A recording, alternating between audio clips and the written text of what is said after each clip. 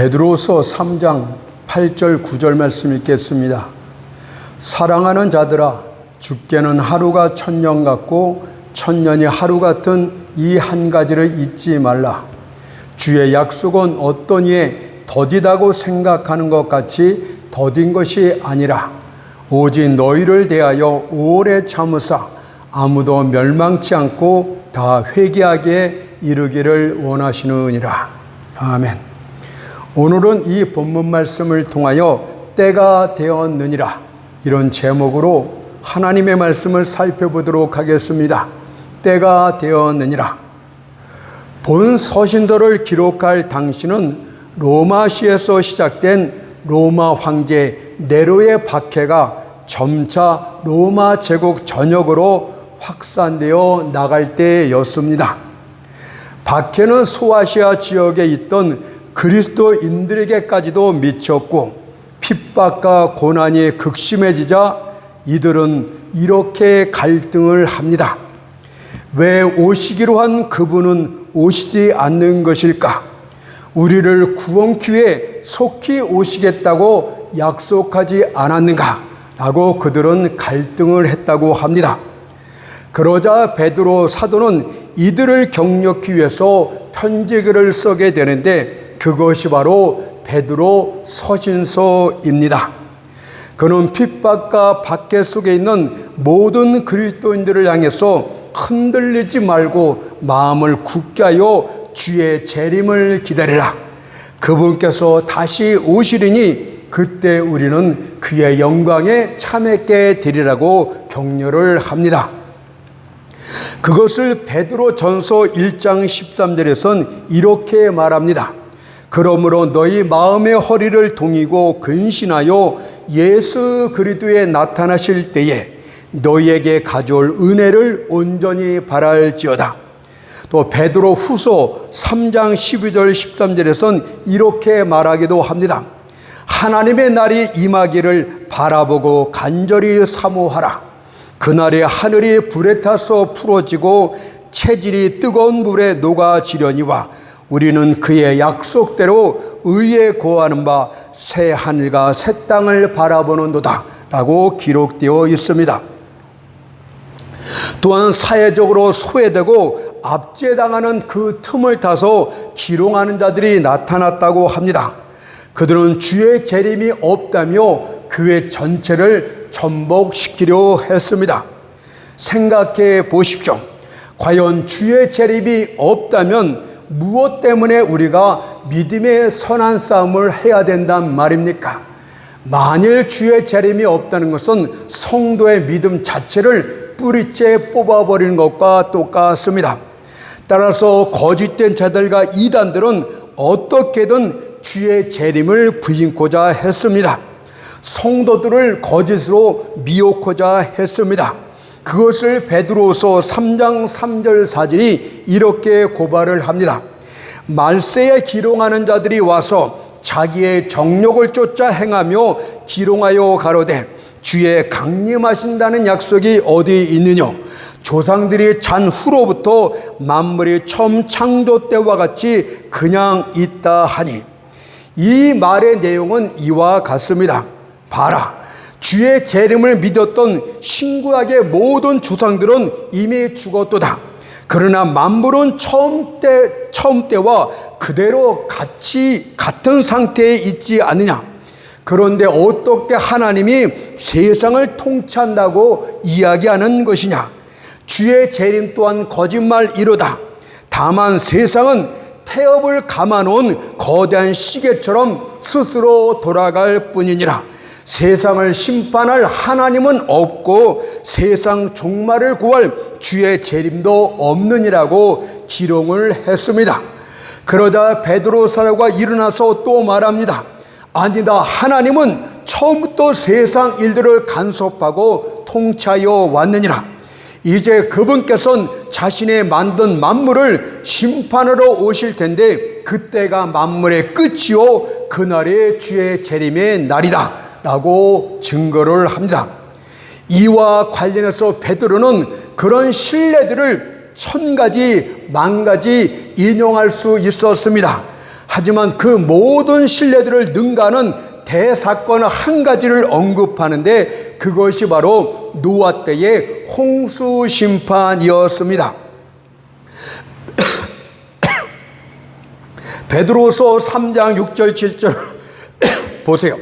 그때 세상은 물의 넘침으로 멸망하였을 때 이제 하늘과 땅은 그 동일한 말씀으로 불사르기 위하여 간수하신 바 되어 경건치 아니한 사람들의 심판과 멸망의 날까지 보존하여 두신 것이라. 사람들은 본래 오랫동안 세상에 큰 변화가 일어나지 않고 주목할 만한 심판이 없게 되면 그것을 죄에 대한 자유로 여깁니다. 사람들은 하나님의 자비로움과 오래 참으심에 대하여 감사하기보다는 도리어 죄악의 방종의 기회로 삼습니다. 따라서 하나님께서는 세상에 썩는 것을 막기 위해서 이런저런 재앙을 보내심으로써 자신의 통치를 보여주셨습니다.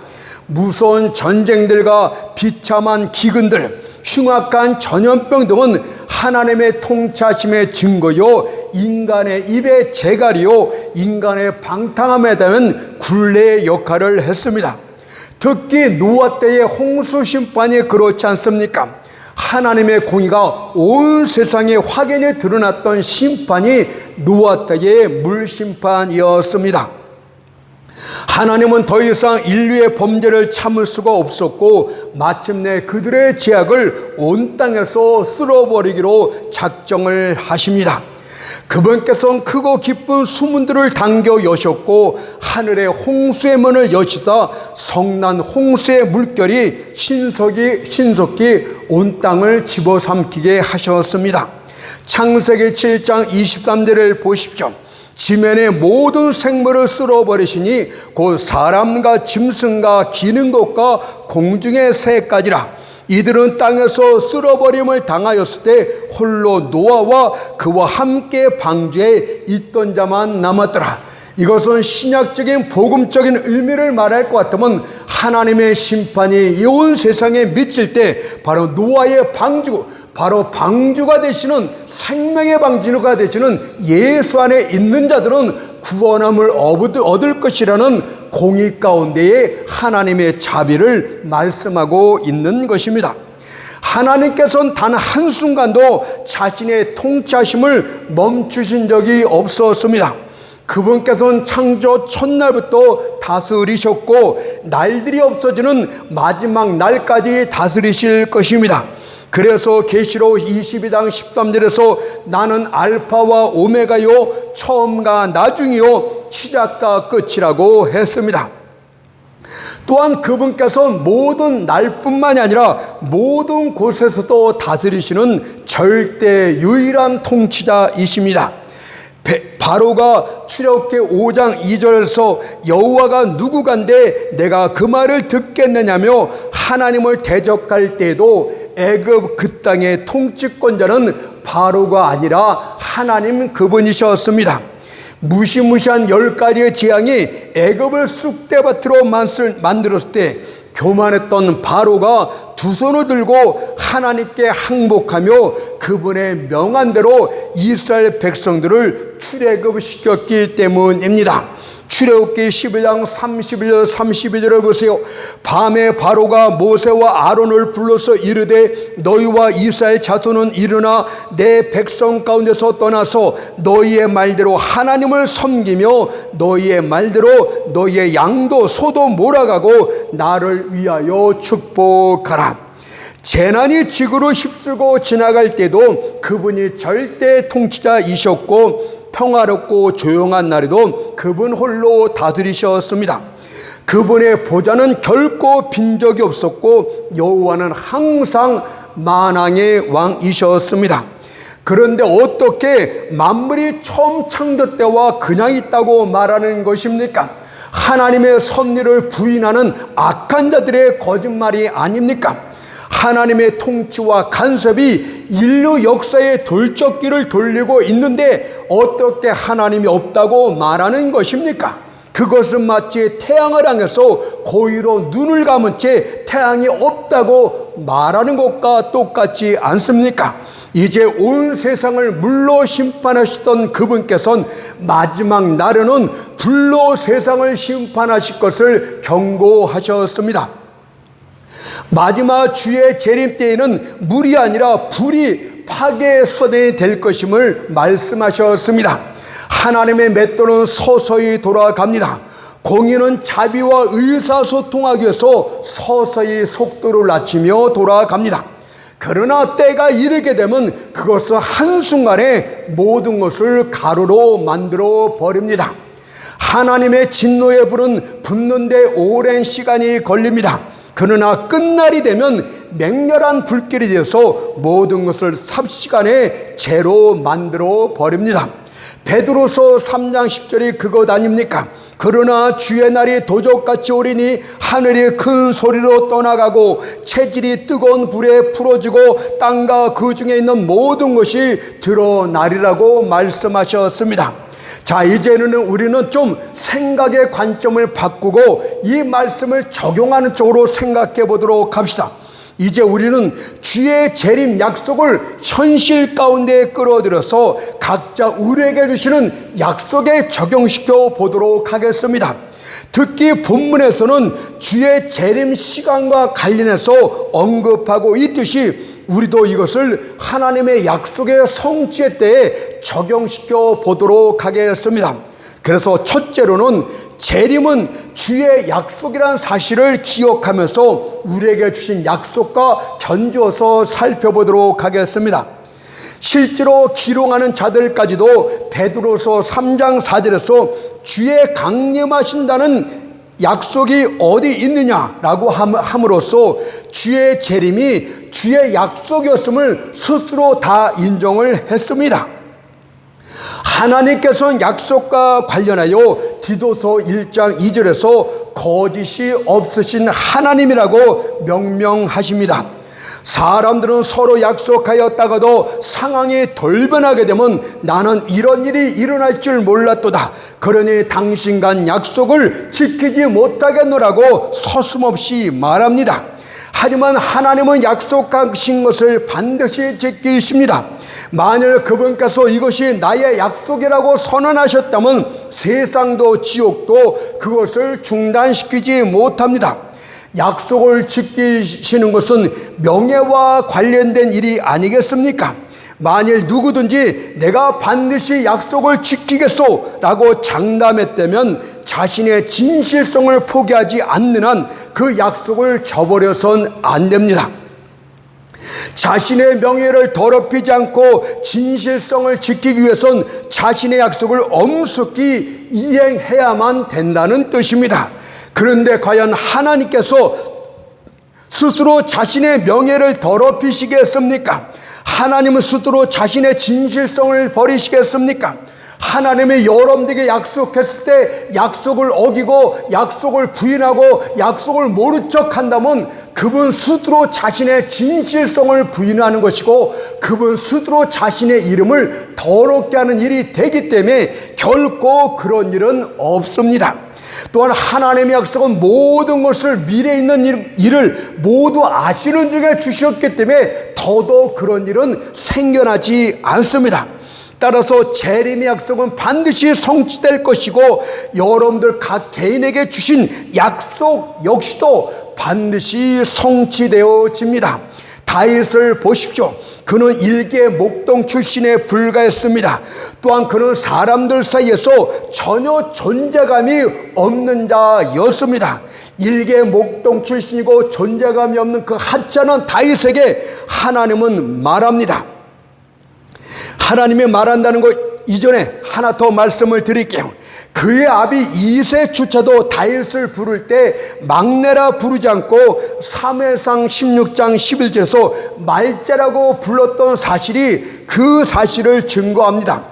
다윗은 8아들 중에 막내였기 때문에 아비의 귀염을 독차지하는 것이 당연했지만 그의 아비 이새는 다윗을 귀염의 의미인 막내라고 부르지 않고 가장 변변치 않고 시원치 않은 자의 의미인 말자라고 불렀다는 사실은 다윗이 쓸모없는 변변치 않는 존재감이 없는 존재였음을 가르쳐주는 것입니다. 그럼에도 불구하고 하나님께서는 이런 다윗을 선택하셨고 그를 장차 이스라엘 지리자로 세우시겠다고 약속을 하십니다. 사무엘하 7장 8절 말씀을 보니까 만군의 여호와께서 이처럼 말씀하시기를 내가 너를 목장 곧 양을 따르는 데서 취하여 내 백성 이스라엘의 주권자를 삼거라고 했습니다.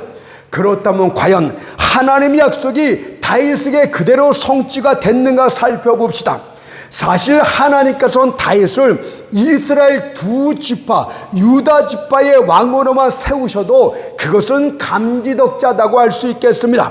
그러나 하나님은 완전한 분이신 것처럼 약속을 완전케 하셨습니다.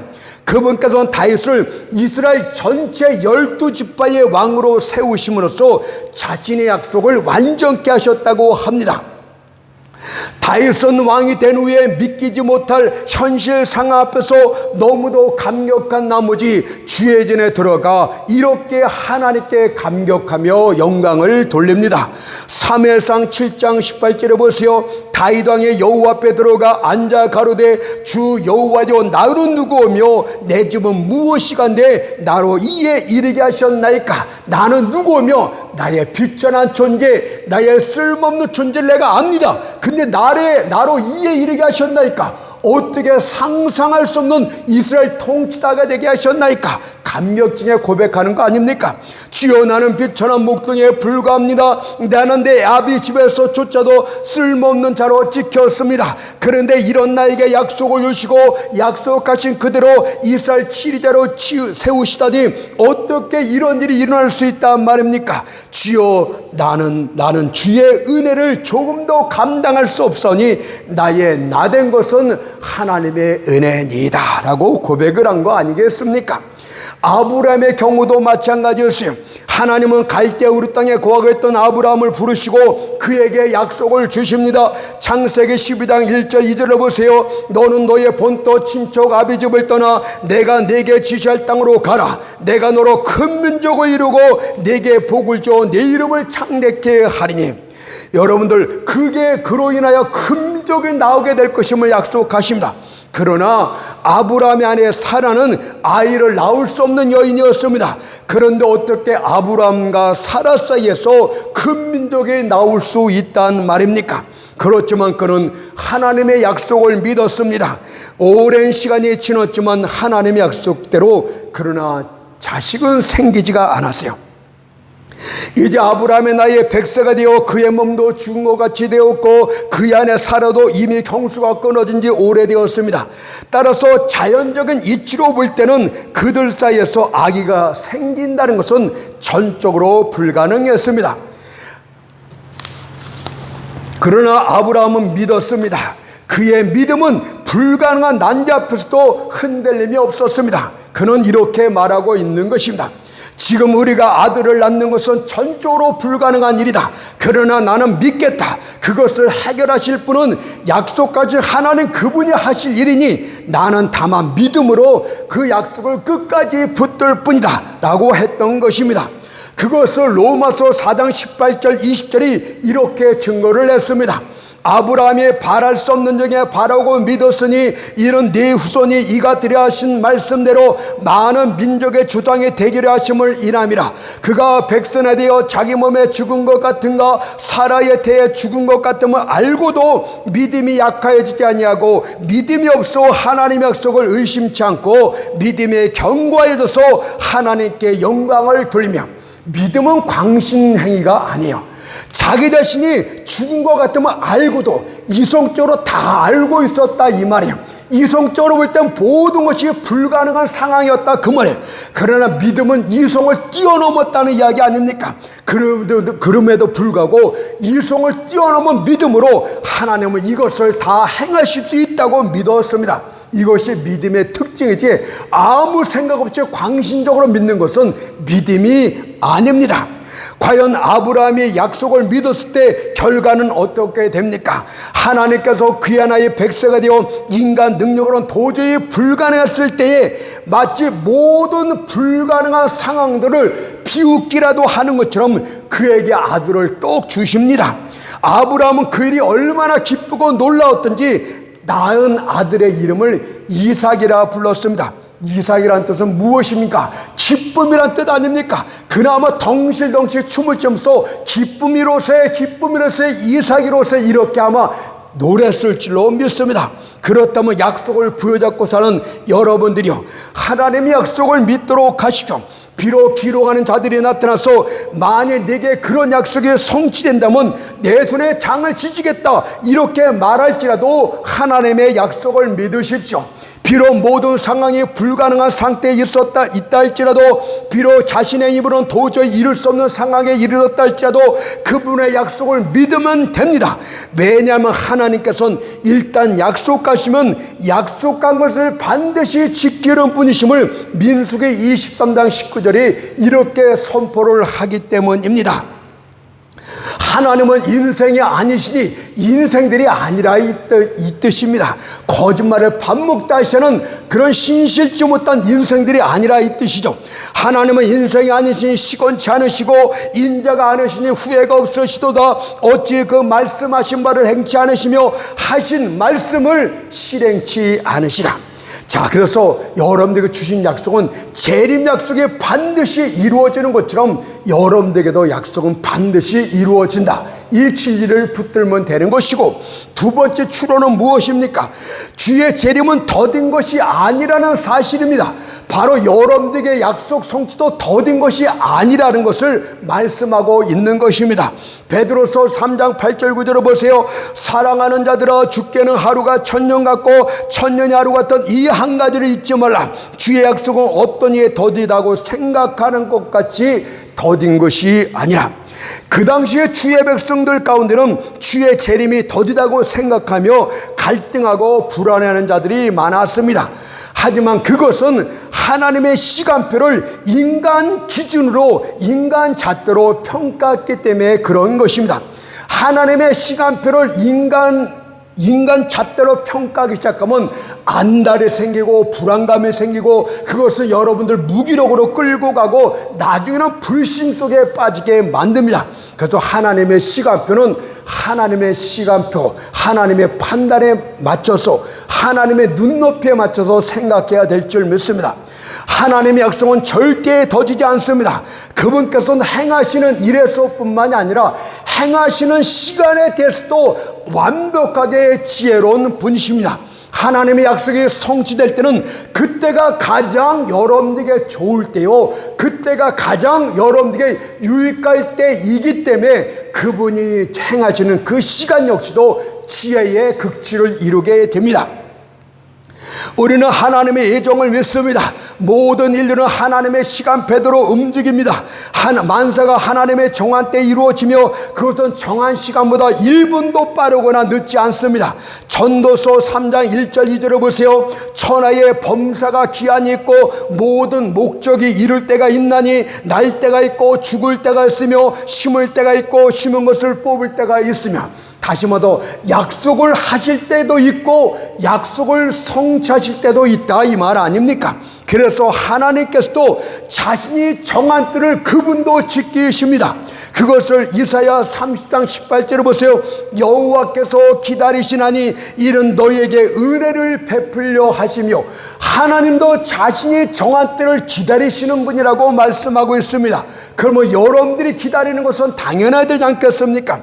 온 인류의 중심이 되시는 예수 그리스도의 초림과 재림이 하나님의 정한 때 이루어졌고 이루어지게 될 것입니다. 먼저 예수 그리스도의 초림에 대해서 하나님의 때에 그분이 오셨음을 이렇게 말합니다. 갈라디아서 4장 4절을 보세요. 때가 참에 하나님이 그 아들을 보내사라고 말씀합니다. 때가 참회라는 이야기는 하나님의 정화 때에 정확히 맞춰서 이 땅에 임하셨다는 뜻이 됩니다. 예수 그리스도는 타락 이후에 사람들의 아들들에게 주어진 하나님의 최초의 약속이었습니다.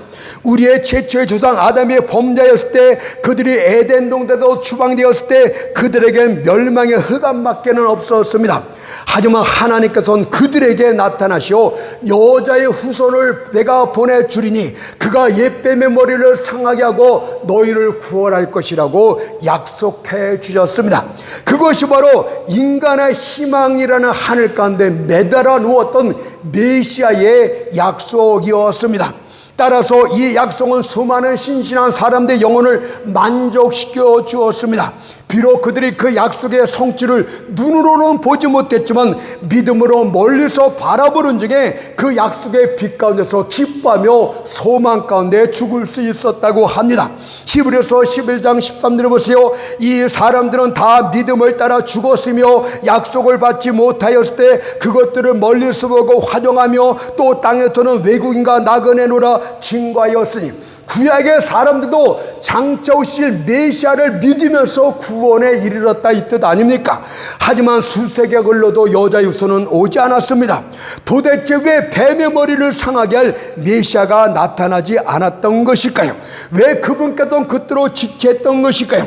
그러나 그들의 기다림 시간 속에서 만일 메시아가 없었더라면 자신들에게 구원의 소망이 절대 없다는 것을 하나님이 각인시켜주고 체험케 합니다. 그 누구도 자신의 행위로서는 구원에 이를 자가 하나도 없다는 것을 하나님은 그들에게 메시아를 보내기 전에 먼저 다 확인을 시켜요. 메시아 오기 전에 우리가 별의별 방법으로 율법을 지키고 행위를 떠도 구원에 이르려갔지만 그것은 소용없다는 것을 먼저 알게 하신 다음에 메시아를 보내셨다는 뜻입니다. 그것을 로마서 3장 10절 12절에 이렇게 말하기도 합니다. 의인은 없나니 하나도 없으며 깨닫는 자도 없고 하나님을 찾는 자도 없고 다 치우쳐 한 가지로 무익하게 되고 선을 행하는 자는 없나니 하나도 없도다. 여러분들, 하나님이 이 기다림의 시간을 안 주면 바로 왔다면 어떻게 됩니까? 하나님이요, 메시아 보낼 필요 없었습니다. 나 같은 경우는 메시아가 오지 않더라도 얼마든지 나의 착한 행위로 구원에 이룰 수 있었을 텐데 하나님이 너무 성급했습니다. 이렇게 말할 수 있을 텐데 하나님은 그런 말이 전혀 나오지 않도록 그들이 구원의 소망을 다 포기하고 메시아가 없으면 안 된다는 그 상황에 이르을 때, 그때 구원자를 기다리는 열망으로 활활 타오를 때 메시아를 이 땅에 보내셨습니다. 부전인지 성경을 연구하던 거룩한 남녀들이 그분을 기다렸고 시몬도 이스라엘의 위로가 되시는 그분을 기다렸다고 합니다. 누가복음 2장 25절 말씀 보세요. 예루살렘에 시몬이라는 사람이 있으니 이 사람이 의롭고 경건하여 이스라엘의 위로를 기다리는 자라. 또한 안나도 같은 마음을 가진 다른 사람들과 함께 예루살렘의 구소 바로 메시아를 기다렸다고 합니다. 누가복음 2장 36절 38절 말씀 보세요. 아셀집과 비누엘의 딸 안나라는 선지자가 있어 나이 매이 늙었더라. 과부된 지 84년이라 이 사람의 성전을 떠나지 아니하고 주야에 금식하며 기도함으로 섬기더니 마침 이때 나와서 하나님께 감사하고 예루살렘의 구속을 바라는 모든 사람들에게 이 아기에 대하여 말하니라. 유대인들뿐만 아니라 사마리아 사람도 그리스도를 기다렸습니다. 우물가의 여인도 요한복음 4장 25절 말씀처럼 메시아고 그리스도를 하는 자가 오실 줄을 내가 아노니라고 그분을 삭수고대하며 기다렸다는 것을 볼 수 있습니다. 모든 신실한 사람들이 주여 이제 오셔야만 됩니다. 속히 오셔야만 됩니다. 더 이상 늦춰지면 우리에겐 소망이 없나이다. 이런 간절한 기다림과 열망으로 불타오를 때, 그때가 바로 메시아가 오실 때였습니다. 그렇다면 주의 재림 때도 마찬가지인 줄 믿습니다. 주의 재림과 관련해서는 마태복음 24장 36절에서 그날과 그때는 아무도 모르나니라고 말씀하셨습니다. 그러나 하나님은 분명히 자신이 정한 때를 갖고 계십니다. 그때는 그분의 영원한 섭리의 두루마리 속에 기록되어 있는 줄로 믿습니다. 그분의 영광된 재림은 지체치 않을 것입니다. 그래서 계시록 3장 11절에서 내가 속히 임하리니, 예수께서는 지금 속히 임하고 싶어하고 영광을 주러 재림을 주러 오시고 싶지만 하나님의 때를 기다리고 그때가 가장 좋은 때임을 아시기 때문에 그때를 기다리고 계십니다. 그분께서 그날의 큰 소리와 천사장의 음성과 하나님의 나팔 소리와 함께 하늘로부터 구름을 타고 오실 것을 말씀하십니다. 데살로니가 4장 16절 17절 말씀을 보세요. 주께서 호령과 천사장의 소리와 하나님의 나팔로 친히 하늘로 쫓아 강림하시리니 그리스도 안에서 죽은 자들이 먼저 일어나고 그 위에 우리 살아남은 자도 저희와 함께 구름 속으로 끌어올려 공중에서 주를 영접하게 하시리니 그리하여 우리가 항상 주와 함께 있으리라.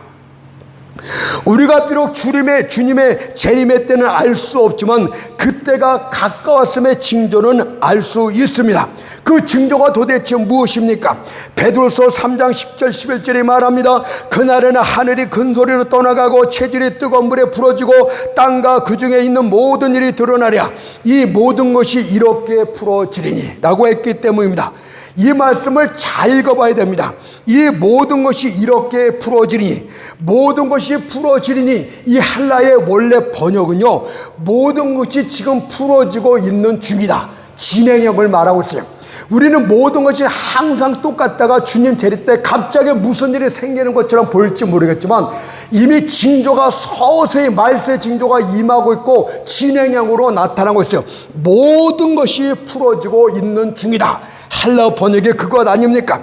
다시 말해서 그것들이 지금 풀어지고 있다. 그것들이 지금 용해되고 있는 중이다. 거꾸로 말하면 예수 재림의 예수가 오고 있는 중이다. 이렇게 말하면 되겠죠. 마지막 재림의 때가 이르게 되면 그래서 자연 질서가 점점 해체되어 가고 용해되어 갑니다. 이 완벽할 정도의 자연 질서가 점점 해체되고 풀어지기 시작한다, 그 뜻입니다. 또 나라와 나라가 전쟁을 일으키고 난리와 난리의 소문이 점점 더 많아지게 됩니다. 바로 이것은 주의 재림이 이미 시작되고 있다는 것을 말하고 있는 것입니다. 그러다가 베드로서 3장 10절 말씀은 주의 날이 도적같이 이르니, 이 재난이 시작되다가 마지막 때 갑자기 주의 재림이 호련히 임하게 되는 것입니다. 갑자기 하늘 즉 대기가 큰 소리를 내며 사라지게 될 것이고 온 세상에 불에 녹여 버려지게 될 것입니다. 이사야 51장 6절 말씀 보세요. 하늘이 연기같이 사라지고 땅이 옷같이 헤어지며라고 했듯이 구름을 타고 주는 인자의 징조가 마침내 뚜렷하게 나타나게 될 것입니다. 주님이 오시는 그날은요, 어떤 사람들만, 정말로는 기다리는 어떤 사람들만 어떤 특정 장소에서 그것을 영접하게 되는 것이 아니에요. 구름을 떼고 각인이 모두 본다 같이 모든 지구 땅에 있는 모든 사람들이 그분의 재림을 다 보게 될 것이니까 그런 데 가서 쓸데없이 재산 버리고 쓸데없이 가족 버리고 가서는 안 됩니다. 마태복음 24장 29절 30절 말씀 보세요. 그날 환난 후에 즉시, 이제부터는 즉각적으로 이루어지 해가 어두워지며 달이 빛을 내지 아니하며 별들이 하늘에서 떨어지며 하늘의 권능들이 흔들리리라. 그때 인자의 징조가 하늘에서 보이겠고 그때 땅의 모든 족들이 통곡하며 그들이 인자가 구름을 타고 능력과 큰 영광으로 오는 것을 보리라. 여러분들, 이것을 통해서 우리는 알 수 있어요. 야, 지금 여러분들, 야, 말세야 이제 온갖 전염병이 세상을 강타하고 있어. 난리와 난리, 전쟁과 전쟁이 끊임없이 일어나고 있어. 이제 자연이 다 해체될지도 몰라. 이제 자연이 뭐 온난화 때문에 뭐 빙산이 다 녹고 뭐 우리가 원자폭탄이 터져갖고 다 죽을지도 불안해하는 거, 불안감이 조성되는 것도 당연합니다.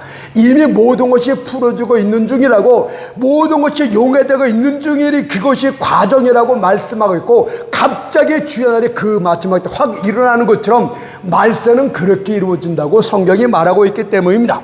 두 번째는 추수꾼은 곡식들이 무르익었을 때 오는 것처럼 복음이 세상 끝까지 다 전파될 때 주님이 오십니다.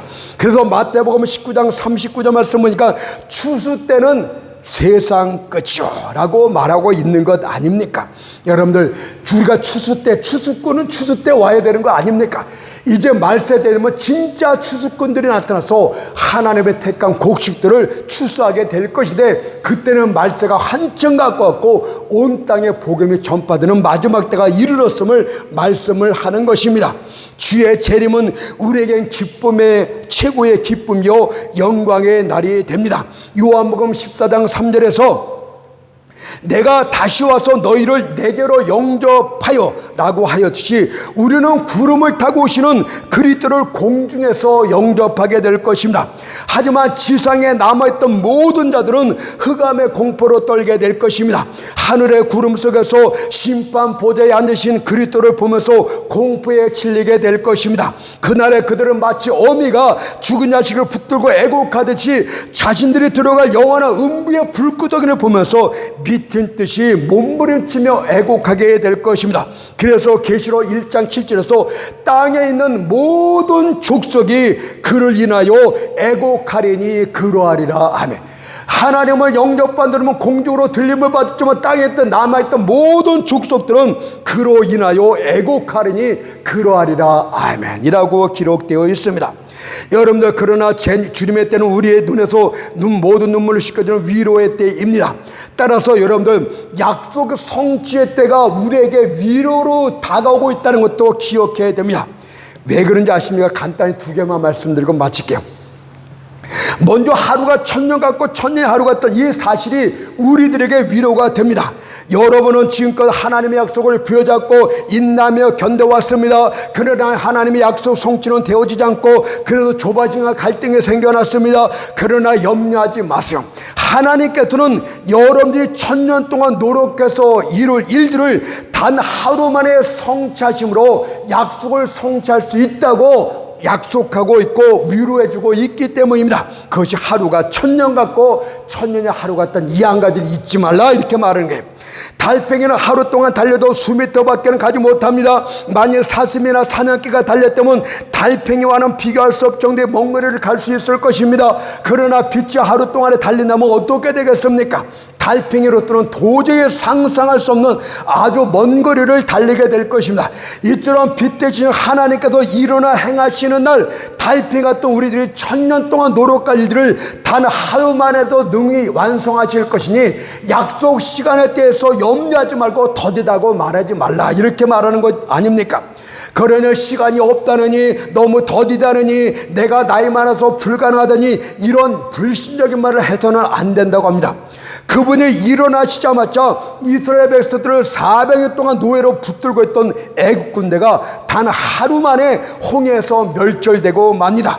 출애굽기 14장 27, 28절 말씀 보세요. 애굽 사람들이 물을 거스러 도망하나 여호와께서 애굽 사람들을 바다 가운데 엎으시니 물이 다시 흘러 병거등과 기봉들을 덮되 그들의 뒤를 쫓아 바다에 들어간 바로의 군들을 다 엎고 하나도 남기지 아니하였더라. 이스라엘 백성들은 400년 동안도 이 애굽 군대에게 감히 저항도 못했어요. 그러나 하나님은 한순간에 그들을 하나도 남기지 않고 멸절시키는 그런 능력의 하나님이십니다. 또 하나님께서 일어나 행하시기 시작하자 예루살렘을 포했던 아수라 군대가 하룻밤새에 다 송장이 되어버리고 맙니다. 열왕기하 19장 35절 말씀 보세요. 이 밤에 여호와의 사자가 나와서 아투르 진에서 군사 18만 5천을 친지라. 아침에 일찍 일어나 보니 다 송장이 되어라. 하룻밤새, 하루도 안 걸리고 밤새 동안에 모든 일을 한 번에 이루시는 전능하신 하나님. 오순절날 성령께서 역사하시자 하루 동안에 3,000명의 사람이 죽게 돌아옵니다. 사도행전 2장 41절 말씀 보니까 그 말을 받는 사람들은 세례를 받으며 이 날에 제자 예수가 3,000이라 도하더라. 여러분들 교회를 3,000, 3만 명, 3억으로 채우는 건 하나님 앞에 시간적인 문제로 전혀 문제가 되지를 않습니다. 그러니 하나님의 약속 성취에 걸려서 시간의 길이에 대해서 자꾸 왈가왈부해서는 안 되는 줄 믿습니다. 마지막으로 하나님은 약속을 드라마틱하게 성취하시기 위해서 그렇게 하루가 천년 같고 천년이 하루 같다고 말씀하신 것입니다. 만일 교회가 단지 한두 시간의 싸움에서 이긴다면 무슨 감동이 있고 무슨 영광이 있겠습니까? 따라서 하나님께서 교회사를 드라마틱하게 흥미진진하게 이끌어 가십니다. 그분께서 적들에게 모든 무기와 모든 기회를 줄 것입니다. 그리고 교회는 마치 벌거벗은 씨름꾼처럼 아무 무장도 시키지 않을 것입니다. 때문에 하루하루가 생사를 넘나드는 모험이며 위험이 될 것이고 내일 일을 전혀 기억할 수 없는 하루하루가 될 것입니다. 그래서 마침내 여러분들은 이제 도저히 안 되겠다, 모든 것이 끝났도다, 이제 내가 천선을 다했지만 이길 수가 없다고 자포자기할 그때 주님은 멋있게 등장을 할 것입니다. 그리고 극적인 승리를 이루게 할 것입니다. 그때 우리는 비로소 천년 같은 길고도 험한 지난 시간들을 들이켜보면서 그 모든 시간들이 하루처럼 여겨지게 됩니다. 마치 아기를 낳은 어머니의 진통처럼 10달을 고생하다가 아이를 낳는 그 순간에 감동과 감격을 갖는 것처럼 모든 시간들은 아주 짧은 시간처럼 느껴지게 될 것이다.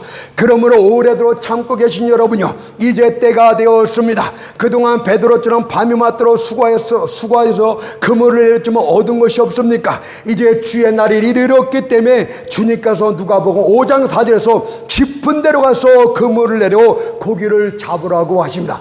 여러분의 복음의 그물을 밤새 내렸지만 한 마리도 잡지 못했습니까? 이제 하나님의 때가 되어서 여러분들에게 깊은 데로 가라고 합니다. 고기를 잡으라고 이제 다시금 명령을 하십니다. 그러니 세상 바다로 가십시오. 다시 한번 복음의 그물을 내리십시오. 영혼의 물고기들이 그물이 떠지더릴 만큼 가득 잡히게 될 것을 누가복음 5장 5절 6절이 말합니다. 말씀에 의지하여 내가 그물을 내리다고 그리한즉 고기를 애운 것이 심히 많아 그물이 찢어지는지라. 그러므로 믿음으로 인내하며 힘을 다하신 여러분요, 약속 성취의 때가 마침내 이루어졌음을 학개서 2장 19절이 이렇게 말합니다. 오늘부터는 내가 너희에게 복을 주리라. 아멘.